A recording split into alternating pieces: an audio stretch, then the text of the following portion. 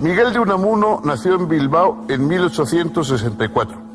Personal, apasionado e individualista, alzó insobornablemente los temas del cristianismo y del ser español, buscando sacudir a sus lectores y despertarlos a la tragedia típicamente humana de tener que morir sin querer morir. Bienvenidos, amigos, ¿cómo les va? Hoy vamos a tratar en este espacio de divulgación filosófica de un filósofo que también fue realmente un personaje, lo que llaman los franceses un caractère, alguien que verdaderamente tenía una personalidad a veces excesivamente marcada. Don Miguel de Unamuno y Hugo fue un hombre singular en todos los sentidos de la palabra. Tuvo una enorme presencia en Europa. Quizá pocos filósofos, no hay muchos filósofos españoles, y junto con Ortega, siempre el filósofo que se menciona, el filósofo de cabecera, digamos, pero él además tuvo una dimensión de hombre público, probablemente favorecida por su propia idiosincrasia, por su propio aspecto quijotesco, inconfundible, con esa especie de clergyman permanente que vestía, y con una personalidad más bien arrolladora y poco dada a concesiones, exilado por haber atacado a la monarquía en España y haber encabezado más o menos movimientos subversivos, siempre muy idiosincrásicos, por supuesto. Vivió toda su vida en una especie de permanente oposición. Uno de sus libros, de su recopilación de ensayos, se llama Contra esto y aquello, con lo cual ya indica que verdaderamente ese era su talante, era un talante polémico, un talante paradójico. A él le encantaban las paradojas y acuñó una especie de estilo de intelectual basado en la paradoja.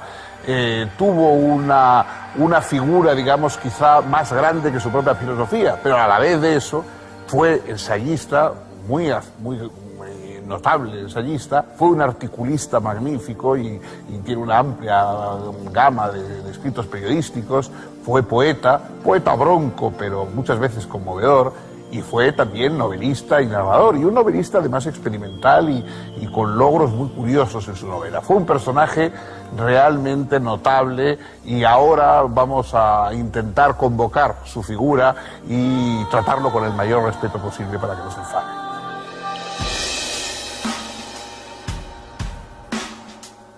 Proveniente de una familia de clase media, Miguel de Unamuno y Hugo realizó sus primeros estudios en el Colegio de San Nicolás, en Bilbao. De niño vivió el asedio de su ciudad durante la Tercera Guerra Carlista, experiencia traumática que varios años después sería el tema de su primera novela, Paz en la Guerra. Estudió Filosofía y Letras en la Universidad de Madrid, doctorándose con una tesis titulada Crítica del problema sobre el origen y prehistoria de la raza vasca. En 1885 publicó sus dos primeros libros, Del elemento alienígena en el idioma vasco y Guernica. También comenzó a ejercer la docencia y a colaborar con el periódico Noticiero de Bilbao. En 1889 viajó por Suiza, Italia y Francia, y a principios de 1891 contrajo matrimonio con su amor de toda la vida, Concha Lizárraga. Poco después ocupó la cátedra de Lengua y Literatura Griega en la Universidad de Salamanca, de la que fue rector a partir de 1901.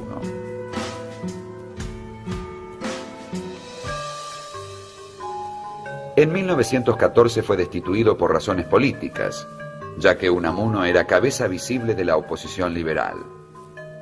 Por esa época fue condenado a prisión por injurias contra el rey, si bien la condena no llegó a cumplirse. En 1920 fue elegido por sus colegas decano de la Facultad de Filosofía y Letras y al año siguiente vicerrector. En 1924 el dictador Primo de Rivera lo destituyó y desterró como consecuencia de sus ataques al régimen. Fue indultado al poco tiempo, pero Unamuno, decidido a no volver mientras la tiranía continuase vigente, vivió en París primero y en Hendaya, en la Vascongada francesa, hasta 1930. Al caer la dictadura, volvió triunfalmente a Salamanca. Fue elegido concejal por la coalición republicano-socialista en 1931. Proclamada la República, volvió a su cargo de rector en la Universidad de Salamanca y a la vez fue elegido diputado ante las Cortes. El curso de los acontecimientos lo fue decepcionando y en 1933 decidió abandonar la arena parlamentaria. Al año siguiente se jubiló de la actividad docente en medio del reconocimiento general.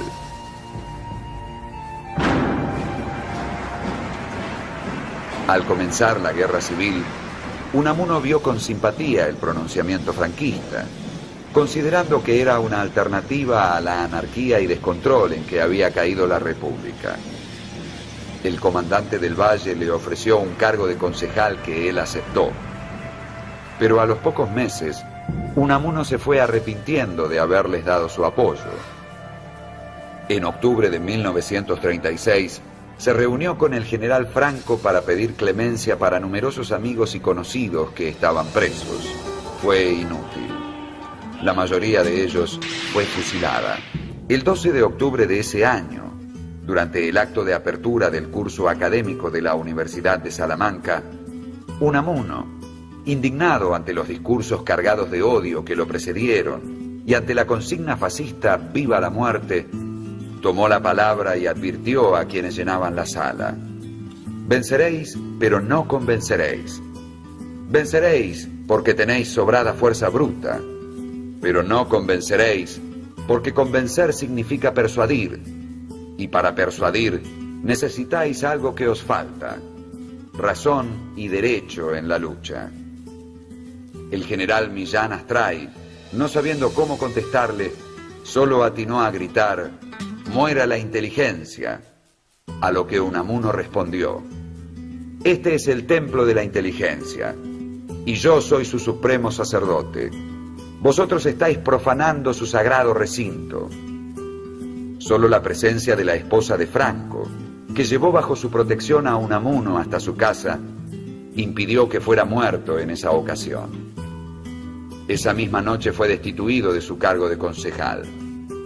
Pasó sus últimos meses de vida bajo arresto domiciliario y falleció el 31 de diciembre de 1936, de forma repentina, mientras charlaba con unos amigos.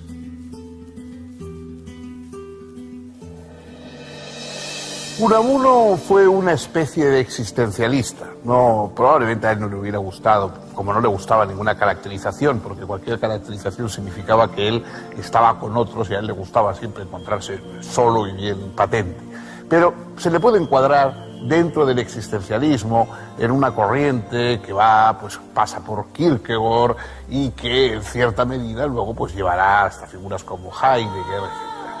¿Existencialismo en qué sentido? En el sentido de que Unamuno pone en el centro de su reflexión no al hombre abstracto. Él detestaba la idea de un hombre abstracto, de un género, algo sin atributos, sino el hombre, como decía él, de carne y hueso. El hombre de carne y hueso tiene que ser el centro de la filosofía, tiene que notarse su palpitar, tiene que notarse su carnalidad. Y sobre todo tiene que notarse los verdaderos afanes, porque los seres humanos tenemos afanes propios ligados a nuestra condición carnal. ¿Cuál es el fundamental de todos? No morir. La muerte es algo con lo que somos incompatibles, que no podemos soportar, y sobre todo Unamuno es un enemigo decidido de la muerte. Hay luego un pensador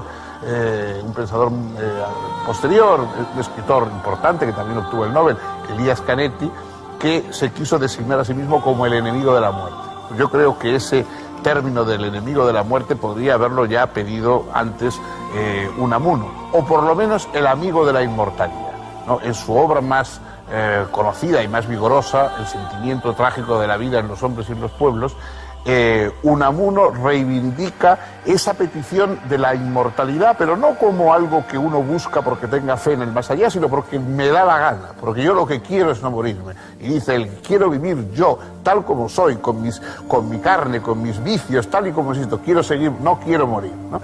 Esa digamos, protesta extraordinaria y que él modula con una fuerza enorme en su libro, esa reivindicación de un hombre concreto, un ser humano concreto, con sus miedos y con su necesidad de eternidad, es lo más característico, lo central de la obra de Unamuno y lo que le da una fuerza notable y causa un impacto en el lector, aunque a veces sonría un poco ante esa vehemencia frente a, me parece, lo material. Unamuno fue un escritor prolífico. Entre sus obras podemos mencionar piezas de narrativa, obras costumbristas y autobiográficas, poesías, teatro y ensayos filosóficos y políticos. Del sentimiento trágico de la vida y Niebla fueron las obras que le dieron fama y prestigio internacional.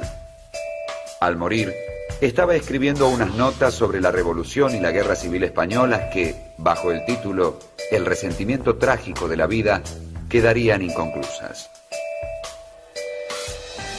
Es interesante hacer notar que las dos figuras filosóficas más notables, sin duda, del siglo XX en España, son, por una parte, Miguel de Unamuno y por otra parte, José Ortega y Gasset. Los dos prácticamente se puede decir que comienzan, que aparecen en el mundo de las publicaciones y de la proyección filosófica con una obra sobre el Quijote, sobre Don Quijote, ¿no? Ortega escribió Las Meditaciones del Quijote y Unamuno escribió La vida de Don Quijote y Sancho. La vida de Don Quijote y Sancho es un libro singular y, como casi todo lo que ocurre con Unamuno, es por una parte grandioso, por otra parte disparatado, por una parte conmovedor y otras veces, en fin, lo rechaza uno como algo excesivo, pero es una obra que no deja indiferente. Nada menos que Unamuno lo que pretende es volver a escribir el Quijote. Un poco, a veces se ha dicho que Borges, en su famoso cuento de Pierre Menard, autor del Quijote, una de las ironías, digamos, que introduce es una especie de retrato paródico del propio Unamuno y del propósito de Unamuno, que era volver a escribir el Quijote, porque Unamuno consideraba que Cervantes le había pisado la idea, ¿no? Que el que debía haber escrito el Quijote era él, porque Cervantes, de alguna forma, se burla o no entiende a Don Quijote. Unamuno piensa que Cervantes está por debajo de su tarea, que lo presenta a Don Quijote como alguien risible cuando Don Quijote es el único personaje serio que hay en la novela y puede que en la historia, ¿no? Entonces, Unamuno convierte a Don Quijote en una figura casi mística, en una figura religiosa, en una especie de santo, en un abanderado tras el cual hay que ir. Esa frase que en un momento determinado dice Don Quijote, en un contexto nada enfático, cuando dice yo sé quién soy, esa frase es la que más conmueve a Unamuno. Yo sé quién soy. Eso es lo que un hombre tiene que buscar a lo largo de su vida, saber quién es y seguir adelante, digan lo que digan los demás, aunque le llamen a uno loco, aunque le llamen a uno estúpido, aunque piensen que lo que hace uno está haciendo son disparates. Si uno sabe quién es, tiene que seguir adelante contra todo y contra todos, ¿no? Esa especie de veneración o de adoración hipostasiada, por supuesto, exageradamente, de Don Quijote, explica mucho mejor a Unamuno que al Quijote, por supuesto. Y el libro, sin embargo, La vida de Don Quijote y Sancho, al menos en fragmentos, sigue siendo una obra que impresiona, que conmueve e incluso que divierte, quizá un poco en contra de lo que pretendía Don Miguel.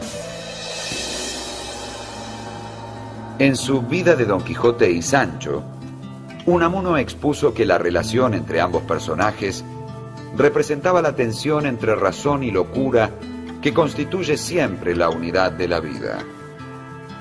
Años más tarde, esta tesis reapareció en Del sentimiento trágico de la vida, presentando la vida como permanente paradoja. Para Unamuno, el conocimiento racional no puede dar cuenta de lo vital, pues la vida es agonía, lucha entre el intelecto y el sentimiento. Según él, el más trágico problema de la filosofía es el de conciliar las necesidades intelectuales con las necesidades afectivas. Unamuno, que había perdido desde la juventud la fe católica, consideraba que la muerte es definitiva, pero creía a la vez que la creencia en algún tipo de sobrevivencia es necesaria para que los hombres puedan vivir. El anhelo de Dios y de la inmortalidad personal es irrenunciable aunque científico racionalmente, el individuo no pueda sostenerlo. La fe así entendida es una afirmación del creyente y no un presunto conocimiento. La razón no puede negar sus derechos a la fe, pero tampoco esta a aquella. El hombre filosofa, precisamente, porque necesita justificarse a sí mismo en este conflicto que él mismo es, como tensión entre lo individual y lo colectivo, entre el espíritu y el intelecto, entre lo racional y lo emocional.